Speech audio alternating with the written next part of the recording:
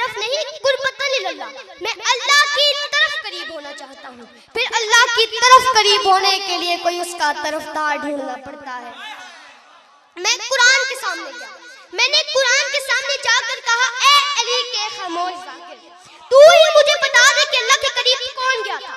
قرآن نے فرمایا میرے پاس 4 ایسے ہیں جو اللہ کے قریب گئے تھے. پہلا ہے حضرت موسیٰ، یہ اللہ کے قریب جایا کرتے تھے. میں موسیٰ کے پیچھے دوڑا، میں نے کہا شاید یہ مجھے اللہ کے قریب لے جائے، لیکن جب میں نے دیکھا موسیٰ کوہ طور پہ کھڑے تھے، میں نے کہا کلیم اللہ آپ تو اللہ کے قریب ہیں، پھر آپ یہاں کیوں رک گئے؟ فرمایا اس نے مجھے یہیں روکا ہے. میں نے کہا کیا آپ سے بھی کوئی آگے گیا؟ فرمایا قرآن نے آواز دی ہاں ایک ہے جو اس سے بھی آگے چلا گیا، مریم کا بیٹا جو اس سے بھی آگے چلا گیا. میں جب عیسیٰ کے پیچھے دوڑا، عیسیٰ بھی چوتھے آسمان پہ کھڑا تھا. میں نے کہا بطول کے بیٹے آپ تو اللہ کے قریب آئے تھے، پھر آپ یہاں کیوں کھڑے ہیں؟ کیا آپ سے بھی کوئی آگے گیا؟ فرمایا میں تو یہیں پہ تھا، جبرائیل مجھ سے بھی آگے چلا گیا. میں جب جبرائیل کے پیچھے دوڑا، میں نے کہا اے حسین کے درزی تو کتنا قریب گیا؟ میں جب جبرائیل کے قریب گیا تو وہ بھی سدرہ پہ کھڑا کانپ رہا تھا. میں نے کہا موسیٰ پیچھے رہ گیا، عیسیٰ چوتھے آسمان پہ رہ گیا، جبرائیل تو سدرہ تک پہنچ گیا، پھر تو آگے کیوں نہیں گیا؟ فرمایا گستاخ نہ بن،